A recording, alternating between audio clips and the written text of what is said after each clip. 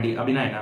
எந்தெந்த physical quantity எல்லாமே எந்தெந்த பிசிக்கல் குவாண்டிட்டி மற்ற பிசிக்கல் குவாண்டிட்டியை டிபெண்ட் பண்ணாம இருக்குதோ, இண்டிபெண்டன்ட் குவாண்டிட்டிஸா இருக்குதோ, அதை நம்ம என்ன சொல்றோம்? ஃபண்டமெண்டல் பிசிக்கல் குவாண்டிட்டின்னு சொல்றோம். புரியுறதுக்கு கொஞ்சம் சிரமமா இருக்கு இல்லையா? ரொம்ப சிம்பிள் தான். ஒரு பிசிக்கல் குவாண்டிட்டியை டிஃபைன் பண்றதுக்கு அல்லது மெஷர் பண்றதுக்கு நமக்கு மற்ற எந்த பிசிக்கல் குவாண்டிட்டியோட ஹெல்ப்பும் தேவைப்படக்கூடாது. ஃபார் எக்ஸாம்பிள் இந்த பேனா இருக்கு. இந்த பேனாவோட லென்த்தை மெஷர் பண்ணணும். என்ன பண்ணுவீங்க? ஒரு ஸ்கேல் எடுத்து இதுக்கு மேல வச்சிருவீங்க இல்லையா? ஒரு ஸ்கேல் எடுத்து இதுக்கு மேல வச்சா இதோட லென்த் கிடைக்கும். அப்போ லென்த் அப்படிங்கிறது ஒரு ஃபண்டமெண்டல் பிசிக்கல் குவாண்டிட்டி. இந்த பேனாவோட மாஸை மெஷர் பண்ணணும். Fundamental physical quantity. ஒரு வெயிங் மிஷின்ல வச்சா கிடைச்சிட போகுது.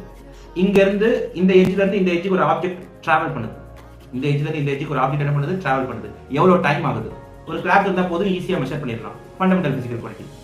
அப்புறம் இதோட டெம்பரேச்சர், ஒரு தெர்மோமீட்டர் வச்சு பார்த்தா இதோட டெம்பரேச்சர் கிடைக்க போகுது. Fundamental physical quantity.